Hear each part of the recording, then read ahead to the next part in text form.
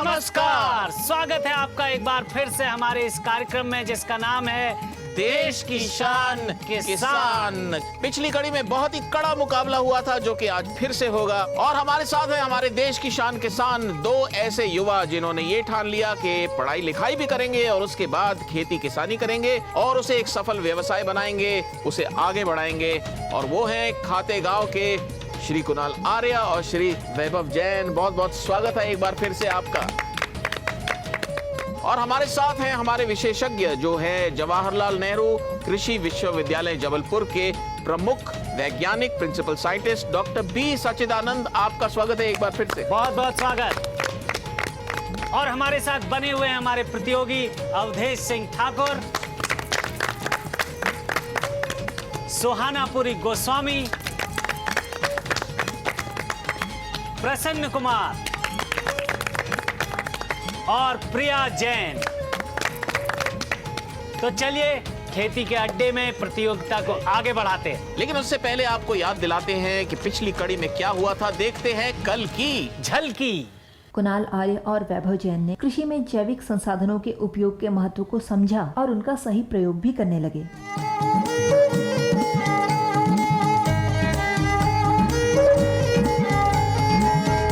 Doctor सच्चिदानंद आइए doctor साहब। अवधेश सिंह ठाकुर, सुहानापुरी गोस्वामी, प्रसन्न कुमार, प्रिया जी आइए। तो आपका समय शुरू होता है।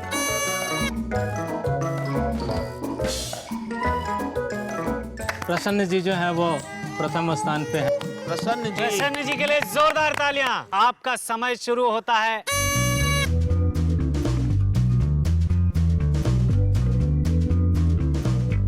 इस चरण के विजेता हैं अवधेश जी। अवधेश जी इस चरण के विजेता।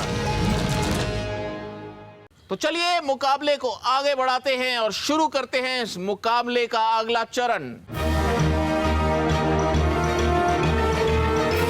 तो चलिए हम तैयार हैं प्रतियोगिता के इस चरण को शुरू करने के लिए।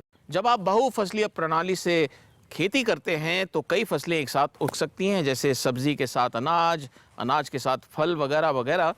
लेकिन कई बातों का ध्यान रखना पड़ता है। जी हाँ, कई चीज़ों का ध्यान रखना पड़ता है। जैसे एक बड़े वृक्ष के नीचे आप कौन सी फसल लगा सकते हैं या ज़मीन के नीचे उगने वाली दो फसलें एक साथ ना लगाई जाएं। इस तरह की कई बातों का ध्यान रखना होता है। तो अब इस प्रतियोगिता में आपको करना यह है कि इधर कई तरह की फसलों के पौधे रखे हुए हैं। आपके पास अपना एक खेत है। बहुफसली प्रणाली के आधार पर आपको अपना खेत बनाना है और उसके बाद वो किस आधार पर आपने खेत बनाया ये आप हमारे जजेस को बताएंगे। उसी के आधार पर आपको अंक दिए जाएंगे और इस सब के लिए आपको मिलेंगे मात्र 3 मिनट। तो आप लोग तैयार हैं? यस। तो हम भी तैयार हो जाते हैं। गुरपाल जी। जी गोपाल जी, ये लीजिए। तो चलिए बुलाते हैं अपने पहले प्रतियोगी को, अवधेश जी। अवधेश जी तैयार हैं आप? Yes sir. आपका समय शुरू होता है अब। सारे औजार रखे हुए हैं। देखिए खुदाई इन्होंने कर दी प्रथम चरण। जी बहुत अच्छा। मुझे लगता है थोड़ा गड्ढा और गहरा इनको खोदना चाहिए था।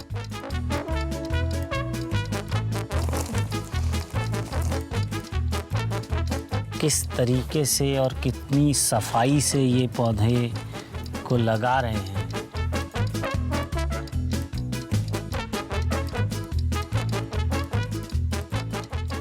गौर से वो देख रहे हैं। सही चुनाव भी करना है, सही तरीके से भी लगाने हैं और दूरी का भी ध्यान रखना है।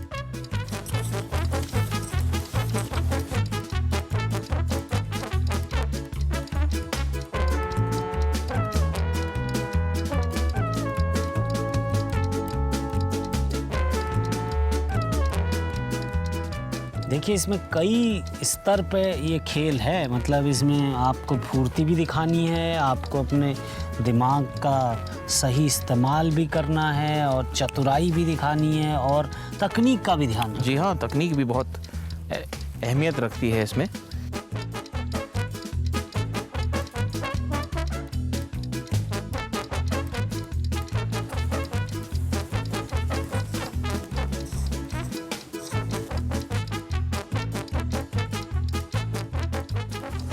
कटल कहाँ है?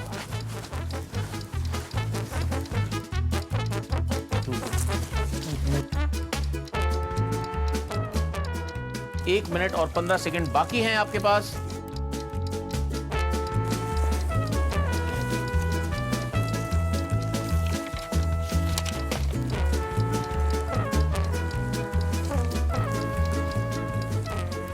जो लगाने की पद्धति ठीक नहीं है।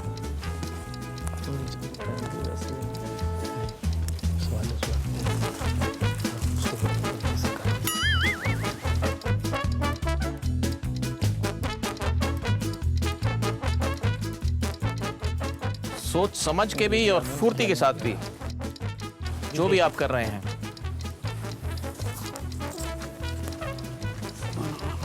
बहुत ध्यान से और सभी पहलुओं पर ध्यान देना है। आधा मिनट और है आपके पास। खेत पर भी ध्यान दीजिए अपने।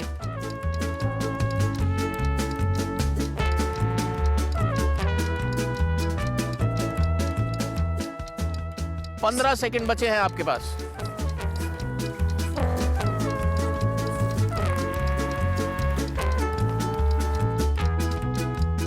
पांच, 4, 3, 2, 1।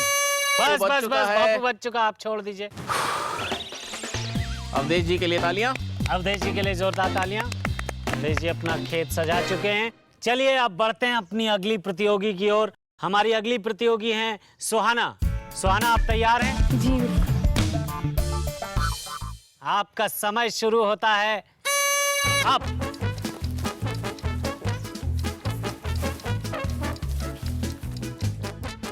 देखिए इन्होंने कुछ अलग टेक्निक पहले ये इन्होंने पहले पौधे चुन पहले लिए वहाँ दिए। सिलेक्शन कर रही हैं ये जो ये भी एक अच्छी तकनीक हो सकती है।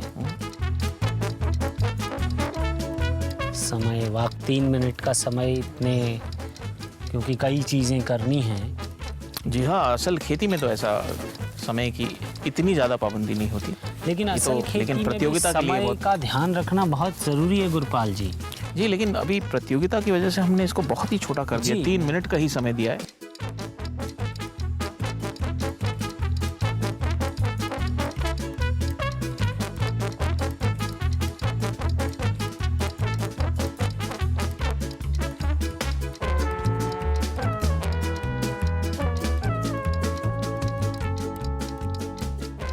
एक मिनट आपका पूरा हो चुका है। 2 मिनट और बाकी हैं। 1 मिनट प्रति पौधा लिया है। जी नहीं, देखने प्रति में पौधा नहीं साफ है का ना, पौधा। बिल्कुल बिल्कुल गलत कहा आपने, क्योंकि 1 मिनट प्रति पौधा नहीं लिया। आप देखिए 1 मिनट और 15 सेकंड में 2 पौधे हो गए। 2 पौधे, क्योंकि वो उन्होंने शुरू में जो समय जी, जी, इन्वेस्ट किया जी। उनकी जो और देखिए काफी अच्छे से, और इसमें अच्छी बात मुझे लग रही है जल्दबाजी नहीं दिख रही है। जी हाँ, लेकिन थोड़ा जल्दी तो करना ही चाहिए क्योंकि समय भी बहुत कम है। 1.5 मिनट पूरा हो चुका है आपका।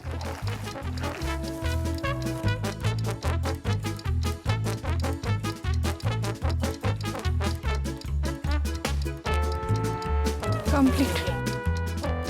1 मिनट और 15 सेकंड और हैं आपके पास। अगर आप और भी कोई पौधे लगाना चाहें तो लगा सकते हैं आप पौधे चुन के। लगाना चाहें या उनको पानी देना चाहें या अपने खेत की साफ सफाई करना चाहें, कई तरह के काम होते हैं खेती में। देखिए कई तरह के आयामों पर ध्यान देना पड़ता है।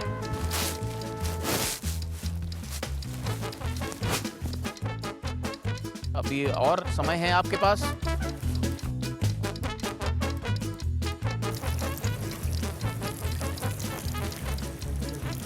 देखिए यहाँ और भी कुछ पौधे पड़े हुए हैं। आप इनमें से भी कुछ चुन सकते हैं। कौन से पौधे लग सकते हैं आप देखकर आराम से सोच लीजिए। 30 सेकंड और हैं आपके लेकिन ये पास। निर्णय आपको स्वयं लेना है। आपको लगता है हो गया? कंप्लीट। चलिए, चलिए समय से आपने पूरा किया इसको। 2 मिनट और 37 सेकंड आपने लिए, लेकिन आपने सिर्फ निर्णय लिया कि यही पौधे लगाएंगे आप। इससे पहले कि हम आगे बढ़ें, लेते हैं एक छोटा सा ब्रेक। कहीं मत जाइएगा, हम यूं गए और यूं आए।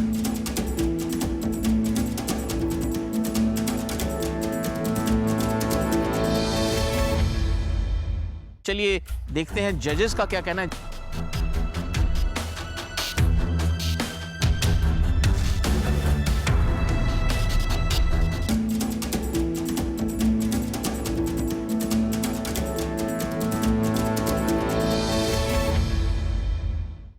बार फिर से स्वागत है आपका हमारे शो पे, जिसका नाम है देश की शान किसान। प्रतियोगिता बहुत कड़ी है, चलिए इसको आगे बढ़ाते हैं। बुलाते हैं अपने तीसरे प्रतियोगी को। जी प्रसन्न कुमार जी, आप तैयार हैं? Yes sir. तो आइए मैदान में।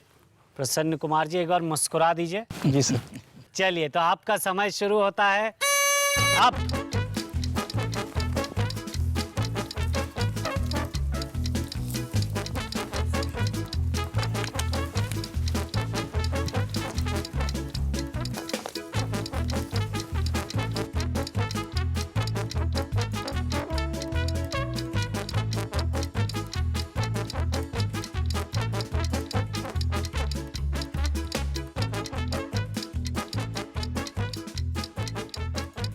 ये पौधे भी चुन रहे हैं, अपने खेत को नाप भी रहे हैं और उस हिसाब से कुछ कुछ लगा रहे हैं। देखिए जी, मुझे लगता है इसके Calculation बाद है। की जो चर्चा होगी वो काफ़ी ज्ञानवर्धक होगी, क्योंकि सभी लोग कुछ ना कुछ अपना आइडिया, अपना ज्ञान। जी हाँ, ये भविष्य है हमारी खेती का और इनकी भी अपनी एक सोच है, जी सीख है, जो ये बिल्कुल विश्वविद्यालय से भी सीख रहे हैं सीख और रहे हैं। जीवन से भी सीख रहे हैं। जी। और ये सभी मेरे ख्याल से कृषि से की पृष्ठभूमि से आए हैं, तो इनका जो पारंपरिक ज्ञान है वो भी जी हाँ, वो भी ज़रूर मिला होगा और इनके वो इनके काम आएगा। इनके काम आएगा और आगे जीवन में भी।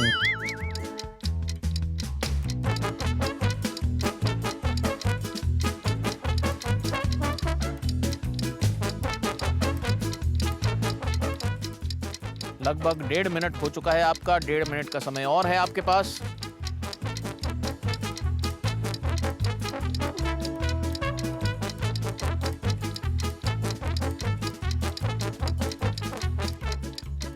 डेढ़ मिनट कहते ही काफ़ी जल्दबाजी से अब वो करने लगे हैं। मुझे पता नहीं है कितनी मददगार साबित होगी, लेकिन काफ़ी तल्लीनता से लगा रहे हैं पौधे, इस बात में कोई दो राय नहीं। जी हाँ, और लगभग 2 मिनट हो गए हैं, 1 मिनट और बाकी है।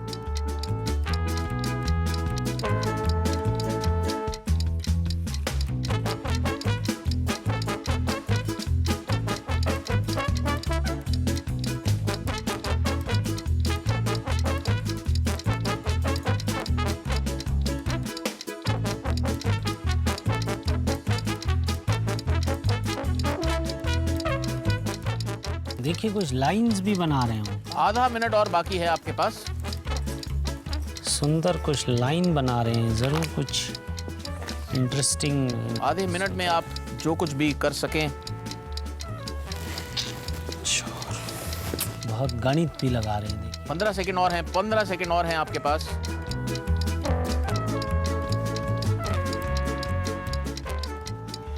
पाँच सेकंड बचे हैं। 5, 4, 3, 2। बस छोड़ दीजिए आप। प्रसन्न कुमार जी, बैठ जाइए। चलिए आप बुलाते हैं मैदान में प्रिया जैन को। प्रिया जैन, आप तैयार हैं? Yes sir. आपका समय शुरू होता है अब। 3 मिनट बहुत कम समय है, तो जितनी फुर्ती आप दिखा सकते हैं। इन्होंने भी वही मेथड, वही तरीका अपनाया है। बिल्कुल पहले जी, भाई सही चुनाव भी करना है और पहले सही चुनाव कर रही हैं, उसके बाद उनको उनकी रुपाई बुआई जो भी होता है वो करेंगी।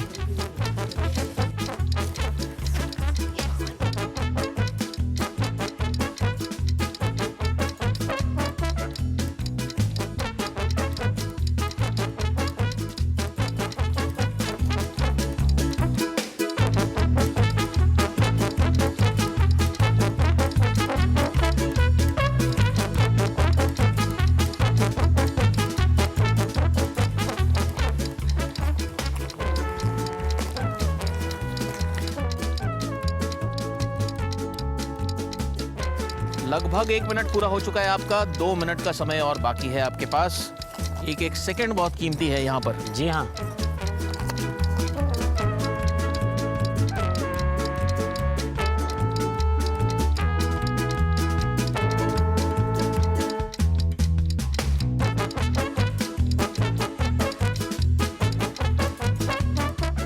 देखिए किया है। गोपाल जी, जी गोपाल जी। आपने एक बात पे ध्यान दिया कि इन्होंने घड़ी भी पहनी हुई है। शायद ये अपनी घड़ी को बचाने के लिए भी शायद इनको समय लगता हो।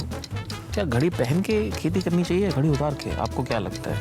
देखिए, घड़ी पहन के अगर आप सावधानी से ये सब काम करें तो आप घड़ी बचा सकते हैं, लेकिन समय नहीं बचा सकते। जी हाँ, ये तो बहुत गहरी बात कह दी जी, आपने। मैं गहरी बात ही कहता हूँ आप। जी हाँ, हम सब घड़ी दो घड़ी के मेहमान हैं बस गोपाल जी। 1 मिनट और 5 सेकंड और बाकी हैं।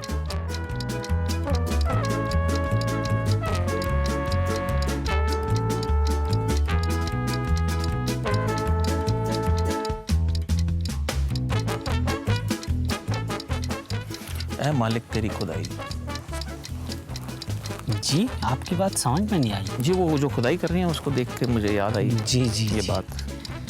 समझा।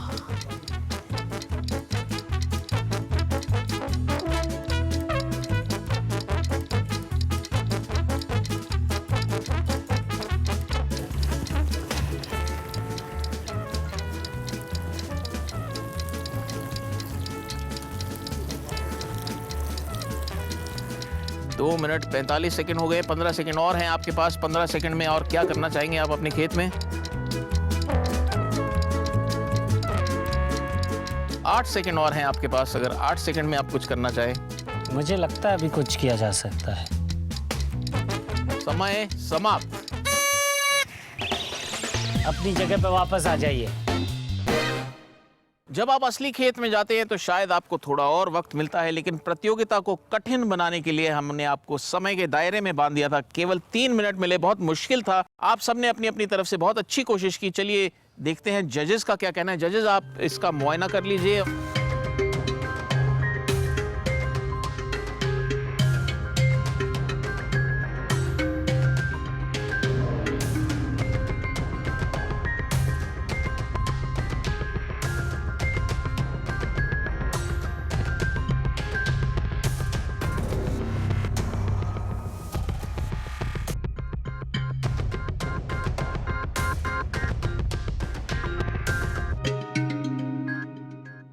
तो हमारे जजेस ने मुआयना कर लिया है, विचार विमर्श कर लिया है, बातें कर ली हैं और फैसले पर पहुंच गए होंगे। आपका फैसला तैयार है जजेस? जी जी हाँ, तो सुना दीजिए। सबने तो बहुत अच्छी तरीके से पौधारोपण किया, लेकिन एक बात की उसमें कमी रह गई। जो पॉलीथीन आपने निकाला उसे सुरक्षित जगह पे आपने नहीं रखा। दूसरी बात ये कि जो पॉलीथीन कट करने का, फाड़ने का तरीका था वो अच्छा नहीं था। और उसके बाद में जो रोपण आपने किया वो भी तरीका ठीक नहीं था। जहाँ तक आपका सवाल है अवधेश जी, आपने सारी चीज़ तो ठीक किया, लेकिन उसमें आपने सींचना भूल गए। बहरहाल, जहाँ तक सुहाना जी का सवाल है, आपने भी वहाँ पे पॉलीथीन फेंक दिया, उसे भी सुरक्षित स्थान पे नहीं रखा आपने। हालांकि आपने थोड़ी सी सिंचाई ज़रूर दी थी उसमें। प्रसन्न जो हैं उन्होंने थोड़ा सफाई के साथ काम किया है और उन्होंने थोड़ा सा वैज्ञानिक तरीके से भी काम किया है कि आम के साथ में उन्होंने 2 ऐसे पौधे लगाए हैं, हल्दी और अदरक के, जो कि जल्दी पैसे प्राप्त करने वाले पौधे हैं, कैश क्रॉप हैं। और प्रिया जो हैं जिन्होंने अंजीर, आम वगैरह सारी चीज़ें लगाई, उसमें थोड़ा लगाने का क्रम जो आपका था, इसमें ये सारे पौधे जो आपने लगाए बहुत देर से आने वाली फसलें हैं। तो इसमें किसान को उतना फ़ायदा तब होगा जब ये पौधे फल देना शुरू कर देंगी, है ना। चाहे आपका अंजीर हो, आम हो, नींबू हो या केला हो। आपने भी एक गलती की कि आपने भी वहाँ पे पॉलीथीन सुरक्षित जगह पे नहीं रखा और आपने सिंचाई भी किया, ये बहुत अच्छी बात थी। चारों में कोई विशेष अंतर नहीं है, लेकिन चूँकि प्रतियोगिता है इसीलिए हम लोगों ने सोचा कि जिनका सोच बहुत अच्छी है उस हिसाब से हम लोगों ने इस निर्णय पे पहुँचे हैं कि प्रिया जो है वो चौथे स्थान पर हैं, सुहाना जो है वो तीसरे स्थान पे हैं, सुहाना के लिए भी तालियां। अवधेश जी जो है वो दूसरे स्थान पे हैं और पुनः प्रसन्न जी जो है वो प्रथम स्थान पे हैं। प्रसन्न जी के लिए जोरदार तालियां।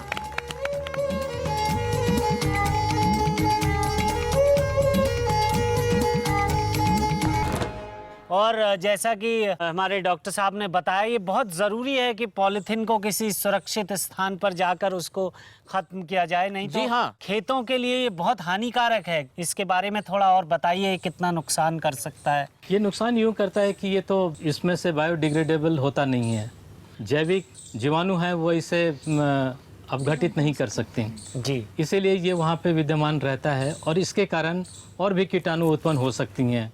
पौधे को काटने के बाद में इसको सुरक्षित स्थान पर लेकर के डाला जा सकता है। जी, ये पर्यावरण के लिए भी हानिकारक है और स्वच्छता भी हमें रखनी चाहिए।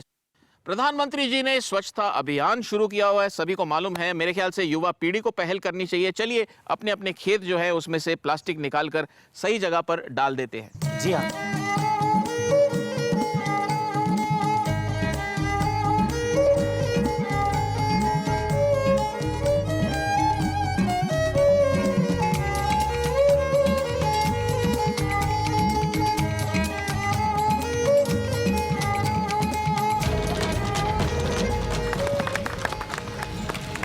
सही तरीके से पॉलीथीन को अपने अपने खेत से निकालें और इसको ऐसे स्थान पर डाल दे जहाँ पर कि खाद वगैरह बनते हैं, वहाँ पे डाल दें। हो सकता है किसी या रिसाइकलिंग के लिए बाद में रिसाइकलिंग के इस्तेमाल किया जा सकता है इसको। जी हाँ, इसे जितना ज्यादा रिसाइकल कर सके वो हमारे पर्यावरण के लिए ज्यादा अच्छा है। वक्त आ चला है एक छोटी सी ब्रेक का। ब्रेक के बाद लौट कर आएंगे, आप कहीं मत जाइएगा।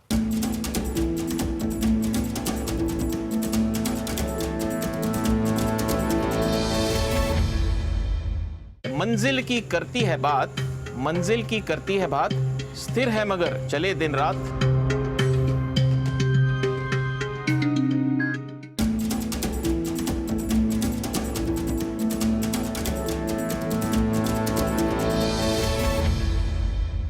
स्वागत है आपका हमारे इस कार्यक्रम में जिसका नाम है देश की शान किसान।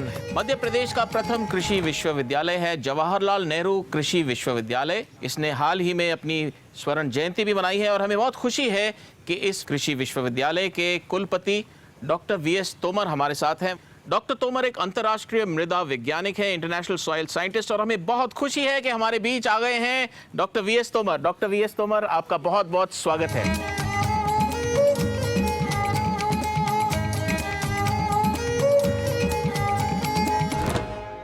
डॉक्टर साहब, मैं एक अगर आम आदमी के हिसाब से पूछूं तो जैसे जब आदमी बीमार होता है तो उसके खून की जांच होती है, तो उसी तरह से क्या मिट्टी की, मृदा की भी जांच हो सकती है और इसके क्या फ़ायदे हैं? आपका कहना बिल्कुल सही है। हमारी मिट्टी भी वैसे ही जिंदा दिल है जैसे हम सब हैं। अगर आप देखें 1 ग्राम मिट्टी में 1 करोड़ से लेके 10 करोड़ तक जीवांश होते हैं। ओह, इतने माइक्रो ऑर्गेनिजम्स होते हैं, तो वो बिल्कुल जीवंत है। लेकिन इसकी 3 जो मुख्य जो प्रॉपर्टीज हैं, गुण हैं, एक केमिकल होता है, रासायनिक गुण होते हैं, कुछ भौतिक गुण होते हैं और कुछ जैविक गुण होते हैं। हम जांच करने से, जैसे खून की जांच होती है, हम ऐसे ही जांच करके जो रासायनिक गुण हैं मिट्टी के बारे में बता देते हैं। जी, जैसे मिट्टी में उनका पीएच कितना, हमारी सॉइल जो है लवणीय है या एसिडिक है, या इसमें किसी तत्व की कमी है, या कोई ऐसी चीज़ है जिसकी मात्रा बहुत ज़्यादा है जो हमारी फसल के लिए नुकसानदायक है। तो जैसे आप खून की जांच करके बता देते हैं, डॉक्टर लोग हमारे खून की जांच करके बता देते हैं कि हमको कौन सी बीमारी है, क्या समस्याएं हैं, और इसी प्रकार हम लोग भी मिट्टी की जांच करके मिट्टी के जो रहस्य हैं उनके बारे में बता सकते हैं। किसान को उसके बारे में बताने से वो मदद मिल सकती है और किसान उसके आधार पर निर्णय कर सकता है कि किस फसल के लिए किस मिट्टी में कितने उर्वरकों का उपयोग करना है, और उर्वरकों के साथ साथ उसे और कौन कौन से जो जैविक खाद हैं उनका उपयोग करना। डॉक्टर साहब, 2015 अंतर्राष्ट्रीय मृदा वर्ष भी मनाया जा रहा है। आपके विश्वविद्यालय ने एक नारा भी दिया है, सेव सॉइल सेव लाइफ, यानी मिट्टी बचाओ जीवन बचाओ। क्या ज़रूरत हो गई है international year of the soil मनाने की? अगर हमारी मृदा स्वस्थ है, जैसा नारा दिया गया है, तो हर जीव स्वस्थ है। मृदा के ऊपर हर जीव निर्भर करता है, क्योंकि मृदा में जो पैदा होता है, चाहे घास हो, चाहे पेड़ पौधे हो, चाहे अनाज हो, वो मृदा से ही पैदा होता है। और अगर अनाज स्वस्थ पैदा होगा तो हम जब अनाज का सेवन करते हैं तो हम भी स्वस्थ रहेंगे।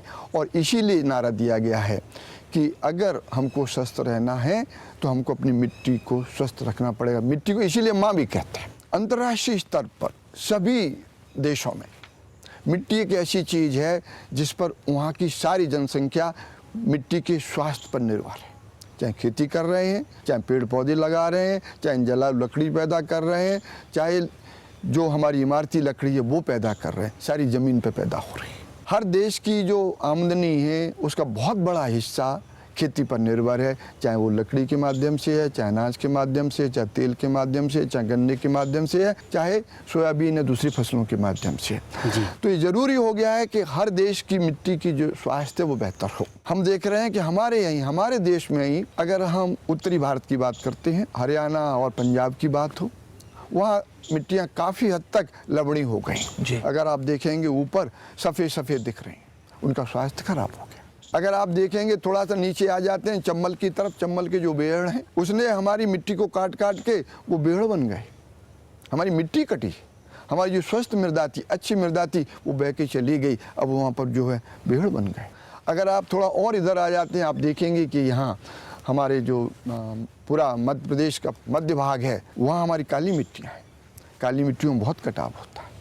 तो हर जगह कोई न कोई परेशानी आ गई है। या जो तवा कमांड एरिया था हमारा होशंगाबाद ज़िले में, वहाँ जब हमने नहर का सिंचाई दी तो मिट्टियाँ वहाँ ख़राब हो गई, उनमें दलदलपन आने लगा।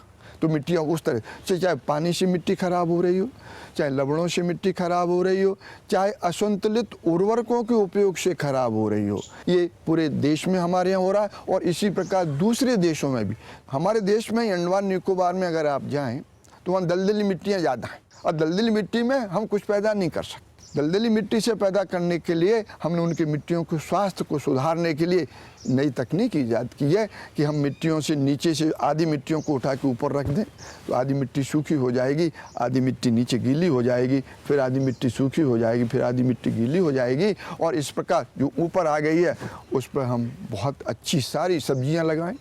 जो नीचे मिट्टी आ गई है वो धान के लिए बहुत अच्छी है।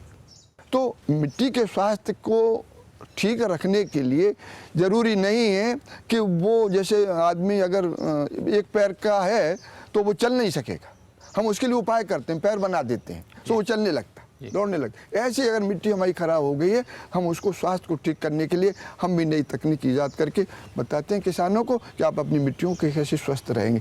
इसलिए ज़रूरी हो गया है कि हर घर तक, हर किसान तक, पूरी दुनिया के किसानों तक की आवाज़ पहुँचे, मिट्टी के स्वास्थ्य से हमारा स्वास्थ्य जुड़ा हुआ है। जी, अगर आप लोगों के कोई प्रश्न हो डॉक्टर साहब से तो आप ज़रूर पूछें। सर, मेरा एक प्रश्न है हाँ। कि अभी जैसा कि हम हर जगह सुन रहे हैं कि मिट्टी प्रदूषित हो गई है, मिट्टी का स्वास्थ्य खराब हो गया है, तो क्या ऐसे मुख्य कदम उठाए जाएं कि मिट्टी का स्वास्थ्य फिर से अच्छा हो जाए? आज से कोई 30-35 वर्ष पहले हमने किसानों को सलाह दी थी कि हर खेत में 20 ट्रॉली आप गोबर की खाद डालें प्रति हेक्टेयर, और उसके साथ साथ फसल के अनुसार नाइट्रोजन, स्फूर और पोटाश की मात्रा का उपयोग करें। क्या हुआ उस पीरियड में कि पहले हम लोग गोबर की खाद ही उपयोग करते थे, बाद में ये जब नए उर्वरक आए, यूरिया आया, muriate of potash I, DAP आया, ऐसे नए उर्वरक आए, तो यूरिया डाला तो खेत की शक्ल बहुत जल्दी हरी होने लगी जी। उनने सोचा यही सब कुछ, तो उन्होंने यूरिया की भरमार कर दी, तो अकेली नाइट्रोजन थी। हमने उनको कहा था कि गोबर की खाद के साथ इतना नाइट्रोजन, इतना स्फूर, इतना पोटाश डालिए, तो उन्होंने पोटाश भूल गए, कहीं स्फूर भी भूल गए, यूरिया ही डाले। और ऐसा होता है कि जब हम डॉक्टर के पास जाते हैं और हम उसको कहते हैं मेरे को बुखार आ रहा है, तो वो आपको एक बुखार की गोली लिखेगा, और उसके बाद फिर एक गोली लिखेगा जिसमें बुखार की गोली खाने से पेट में एसिडिटी हो जाती है, तो एसिडिटी नहीं हो तो उसको रोकने के लिए दूसरी गोली लिखेगा, तीसरी गोली लिखेगा कि बुखार कल ना आए। ऐसे वो 3-4 गोली लिख के देता है, जो कि बुखार के लिए एक गोली। और अगर मेरे को ये पता चल जाए कि इसमें बुखार की एक ही गोली है और तो सब बेकार है, तो मैं अकेली गोली खा लेता, तो मेरा पेट भी खराब हो जाए, बुखार चला जाएगा लेकिन पेट खराब हो जाए। यही हमारे खेत की बात है। अगर मैंने ये कहा है कि आप 20 ट्रॉली गोबर की खाद डालिए, और जो मात्रा में हमने समझाया है कि इतनी नाइट्रोजन, इतना स्फूर, इतना पोटाश डालिए, तो उसके अनुसार डाल, लेकिन किसान एक कर नहीं रहा। तो जो असंतुलित उर्वरकों का उपयोग हुआ, उसकी वजह से खेत की शक्ल बदलने लगी, खेत पिटे पिटे से दिखने लगे, उसकी शक्ल बिगड़ गई, क्योंकि खेत में कार्बन की मात्रा बिल्कुल खत्म हो गई। हमने ऑर्गेनिक मैटर डाला ही नहीं, हमने गोबर की खाद, हरी खाद ऐसी चीजें डाली ही नहीं। हमने देखा साहब यूरिया डाल दो, डीएपी डाल दो, फायदा हो रहा बहुत बढ़िया है। लेकिन खेत में से हर पौधा 13 तत्व लेता है, खेत में से 13 तत्व लेता है। 13 तत्व में से प्रमुख हैं 3, नाइट्रोजन, स्फूर और पोटास, और 3 गौड़ हैं, सल्फर, कैल्शियम और मैग्नीशियम। 7 सूक्ष्म तत्व जो खेत में से पौधे लेते हैं, जैसे जस्ता है, आपका आयरन है, कॉपर है, मैंगनीज है, इस पर मॉलिब्डेनम है, बोरॉन है, ये खेत में से पौधे लेते हैं। सूक्ष्म तत्व भी लेते हैं और ज़्यादा मात्रा वाले जो तत्व हैं एनपीके, उनको भी लेते हैं। संतुलित मात्रा में अगर हमने सिर्फ नाइट्रोजन, स्फूर, पोटाश भी डाला है, फिर भी गंधक की कमी आ जाएगी, जस्ते की कमी आ जाएगी, और दूसरे जो सूक्ष्म तत्व हैं, मॉलिब्डेनम है, इनकी कमी आने लगी। तो इसकी वजह से उत्पादन उतना नहीं मिलने लगा, और किसान को ये लगा कि हमने जो उर्वरक डाले, इससे हमारे खेत बिगड़ गए।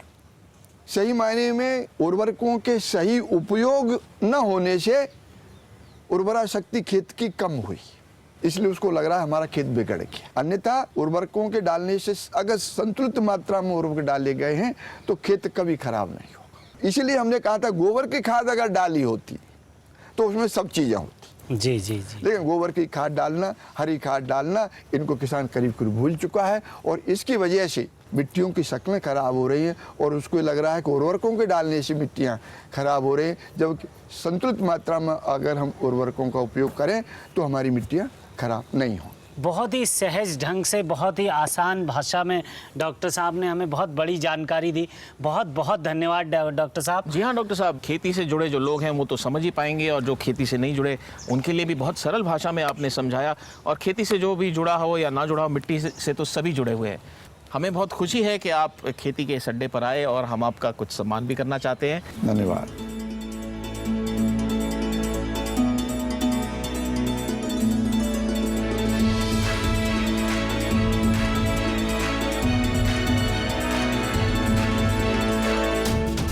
बहुत बहुत धन्यवाद डॉक्टर साहब। Thank you. Thank you.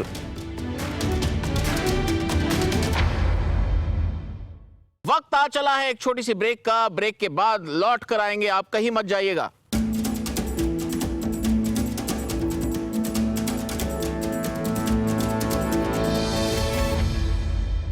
Betwa नदी मध्य प्रदेश के किस जिले से निकलती है? A Ashoknagar, B Raisen, C Guna या D Dewas?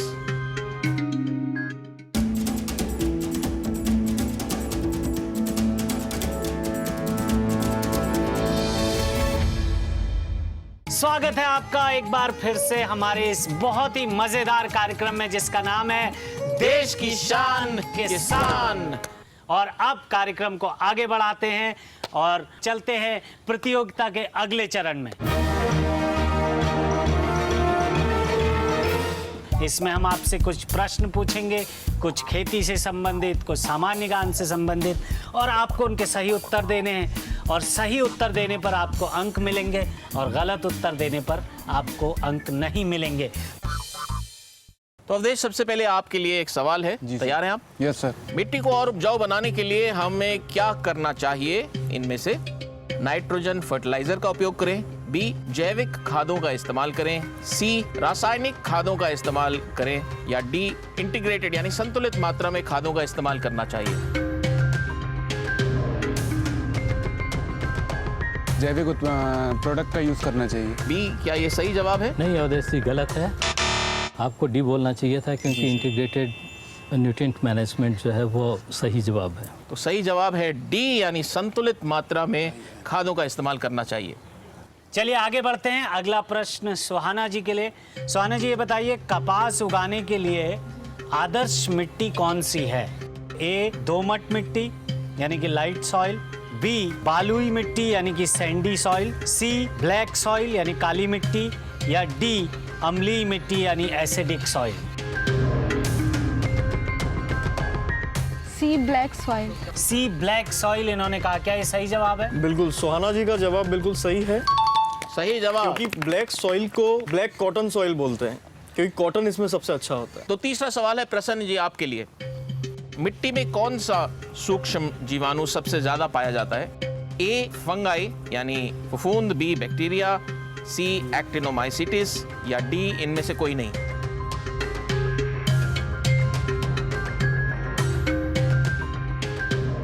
Sir B option bacteria. B bacteria आपने कहा, क्या ये सही जवाब है? कुणाल आप बताएं। बिल्कुल सही जवाब है। सही जवाब दिया इन्होंने। आपकी जानकारी एकदम के लिए। सही जवाब दिया प्रसन्न जी ने, बहुत जोरदार तालियां। आगे बढ़ते हैं और अगला प्रश्न है प्रिया जी के लिए। प्रिया ये बताइए कि यूरिया किस टाइप की खाद है? ए अकार्बनिक, बी कार्बनिक, सी क्षारीय या डी इनमें से कोई नहीं।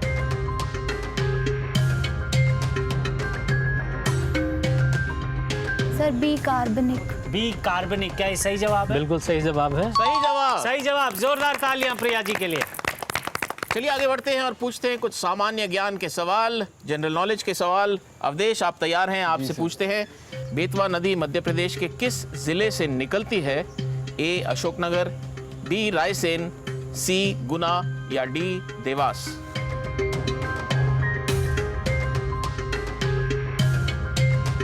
Sir B Raisen. बिल्कुल सही जवाब। बहुत बढ़िया। चलिए आगे बढ़ते हैं। अगला प्रश्न है सुहाना जी के लिए। सुहाना जी ये बताइए, निम्न में से मध्य प्रदेश की किस नदी के किनारे पर महाकालेश्वर मंदिर है?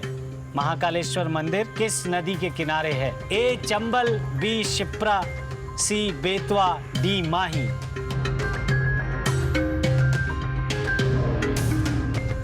डी माही। गलत जवाब, आपने कहा डी माही। सही जवाब है बी शिप्रा नदी। प्रसन्न जी अगला सवाल है आपके लिए।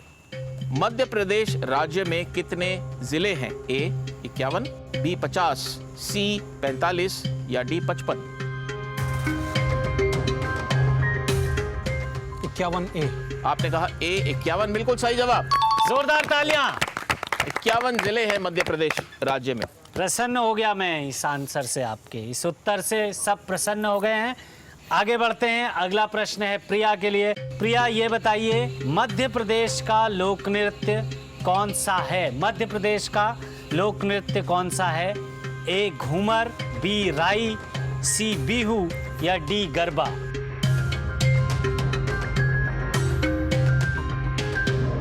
Sir D garba. D garba ये गलत जवाब है। सही जवाब है बी राई। देखिए बाकी सब लोगों को पता था, बी राई बिल्कुल सही जवाब है।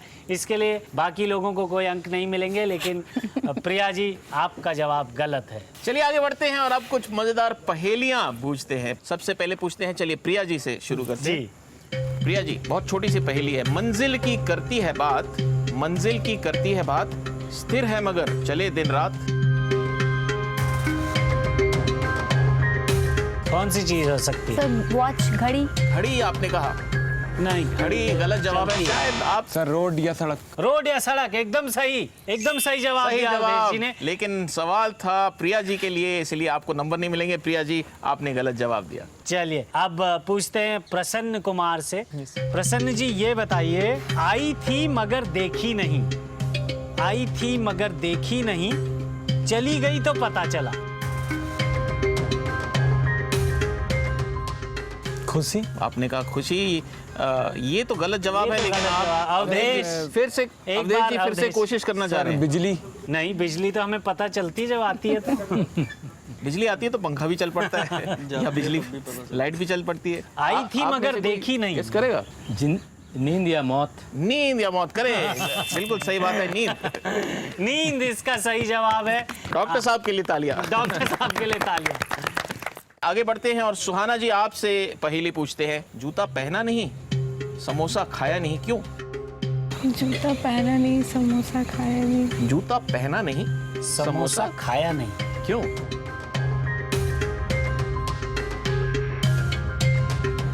आप में से अवधेश जी एक और बारी कोशिश करना चाह रहे हैं। सर समोसा सर फ्राई ढंग से नहीं हुआ था। फ्राई ढंग से नहीं हुआ था। हाँ तला नहीं था, और जूते में सर सोल नहीं था, तला बेस नहीं था। अरे वाह, बिल्कुल सही जवाब है। एकदम सही जवाब। तला नहीं था। क्या बात है। समोसा देखिए, तला नहीं बहुत था। घुमावदार पहेली थी, लेकिन अवधेश जी ने पकड़ लिए। इसको भी पकड़ लिया, लेकिन अफसोस एक बार फिर से इसके अंक उनको नहीं मिलेंगे, क्योंकि ये पहेली सुहाना जी के लिए थी। चलिए अब अवधेश जी को पूछ ही डालिए कोई पहेली। अब अवधेश जी, आपका नंबर फाइनली आ गया है, आपके लिए ये पहेली है, ध्यान से सुनिएगा। सफेद धरती काले काले छोले, सफेद धरती काले काले छोले, हाथ से बोए मुंह से बोले।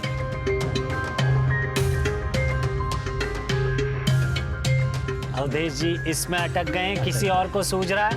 नहीं, अवधेश जी कोशिश कर दीजिए, एक मिनट तो, आधा मिनट तो और दे दीजिए। जी जी जी, तब तक आप लोग भी सोचिए। सफेद धरती काले काले छोले, हाथों से बोए मुंह से बोले।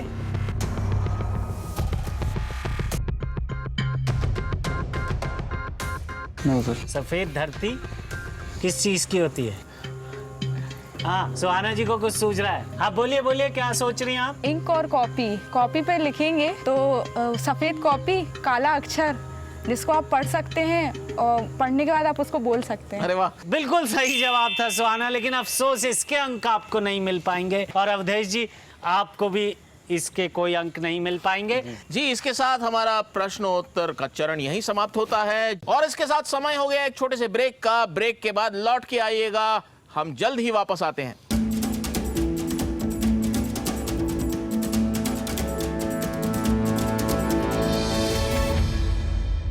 जजेस से पूछते हैं कि इस चरण में कौन है आगे।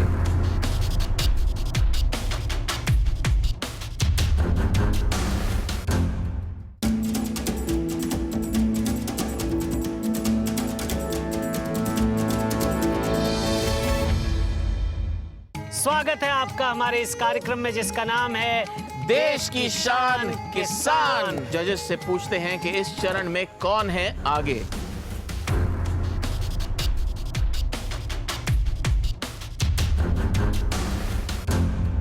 इस चरण में भी प्रसन्न ही आगे हैं। प्रसन्न सबसे आगे हैं। प्रसन्न सबसे आगे हैं, जोरदार तालियां उनके लिए।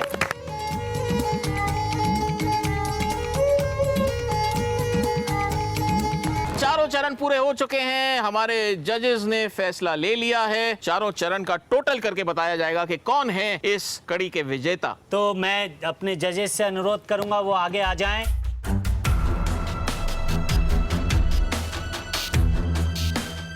और हमारे प्रतियोगी भी खड़े हो जाएं और फैसले का इंतजार करें। वैसे तो सभी का प्रदर्शन बहुत अच्छा है और बहुत ही अच्छा प्रयास किया सभी ने, लेकिन प्रतियोगिता है तो उसमें कोई एक विनर होगा और आगे ऐसे ही प्रयास करते रहें आप लोग। तो मैं डॉक्टर साहब को बोलूँगा कि वो अनाउंस करें कि कौन प्रत्याशी सबसे बेहतर प्रदर्शन किया। डॉक्टर साहब बहुत बताइए। अच्छी बात है। जैसा कि आपने कहा कि सभी का प्रयास अच्छा रहा, प्रतियोगिता होती है जी, हार और जीत कोई मायने नहीं रखता, तो हम उनका भी सम्मान करते हैं जो हारते हैं, इसलिए क्योंकि वो आगे चल करके जीतें। जी बिल्कुल। और जो जीतते हैं उनका इसलिए सम्मान करते हैं कि वो और आगे बढ़ें। बहुत बढ़िया। तो मैं सबसे पहले प्रिया को बुलाना चाहूँगा।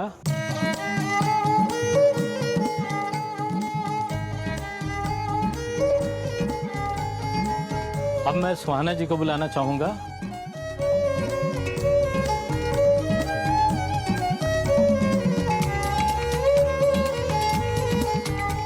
दूसरे स्थान पर जिन्होंने स्थान ग्रहण किया है वो हैं अवधेश जी। अवधेश जी, अवधेश जी आइए।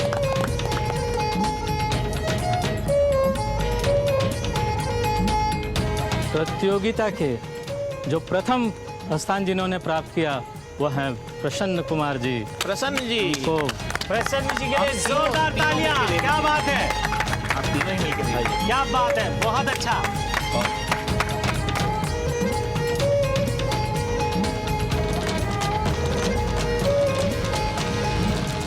डॉक्टर साहब, हमने सुना है कि आप बहुत अच्छी कविता लिखते हैं, शेर लिखते हैं, कृषि से संबंधित कुछ पंक्तियां लिखते हैं। आप कुछ सुनाना चाहेंगे तो हमें बहुत मजा आएगा। बेशक। आपने जैसे कहा कि ये अंतर्राष्ट्रीय मृदा वर्ष मनाया जा रहा है, उसमें हमारे विश्वविद्यालय से हमने एक स्लोगन भी दिया है, एक नारा दिया है, सेव सॉइल सेव लाइफ। मिट्टी बचाओ जीवन बचाओ। मिट्टी बचाओ जीवन बचाओ। और चूंकि हम किसान हैं तो हम किसी भी परिस्थितियों का सामना करते हैं जी, और हम किसी भी परिस्थितियों से नहीं डरते।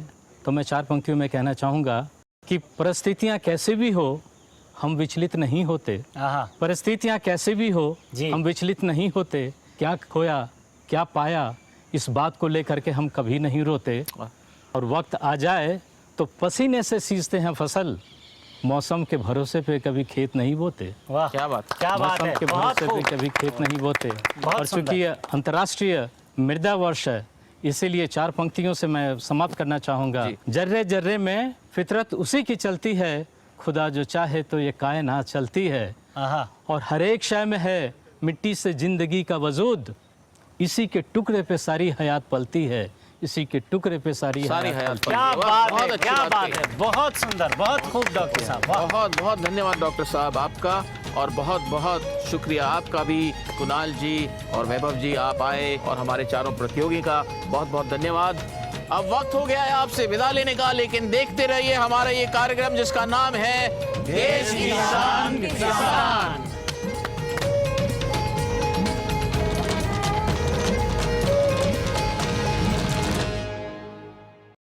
गोपाल जी, जी गुरपाल जी, इतना बड़ा बैग क्यों लेके फिरते हैं आप? इसमें डालना तो वही है, कंघी, ब्रश, हैंकरचीफ। अरे गुरपाल जी, इसमें और भी बहुत कुछ है। क्या? ये जो जगह जगह में हम जाते हैं, जो ज्ञान हम बटोरते हैं, वो सब मैंने इसी में तो भर रखा है। क्या बात कर रहे हैं? हाँ जी। तो फिर लाइए, ये मुझे दीजिए, मैं पकड़ता हूँ। अच्छा चलिए, आज आप पकड़ लीजिए। अच्छा, ये जो सारा ज्ञान आपने बटोरा है जी, अब ये बताइए, आज की कड़ी में आपको सबसे अनोखा क्या लगा? और इस बार पहले आप ही बताएंगे, मैं नहीं बताऊंगा, पहले आप बताएंगे।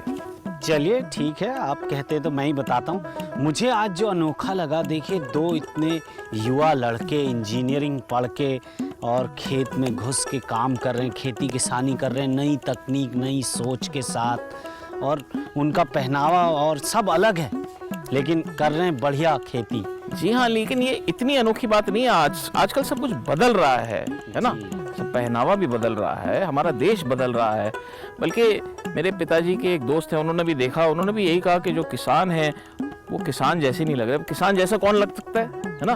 बोले किसान तो किसान है, वो पहनावा जो भी करे, काम अच्छा करे बस। जो खेती कर रहा है वो किसान। बिल्कुल, देखिए आपके और मेरे विचार कितने बढ़िया मिलने लगे हैं। जी हाँ, जी हाँ, जी हाँ। मुझे भी यही अनोखा लगा। हाँ। और एक बात और अनोखी लगी मुझे। क्या? चारों को ट्रॉफी मिली। अरे गुरपाल जी, मुझे भी ये अनोखा लगा। हाँ। अब तो हमारे विचार बिल्कुल मिलने लगे हैं। ठीक है, फिर आप बैग पकड़ लीजिए। नहीं, मैं आज आपको इस बात पे दूंगा टॉफी। उनको मिली है ट्रॉफी, आपको मिलेगी आज टॉफी। मैं तो मतलब खुश हो गया हूँ आज। खुश हो गए ना आप? जल्दी ओहो। चलिए, जल्दी चलिए, भी ट्रेन आ रही है, वक्त हो रहा है। चलिए। चलिए।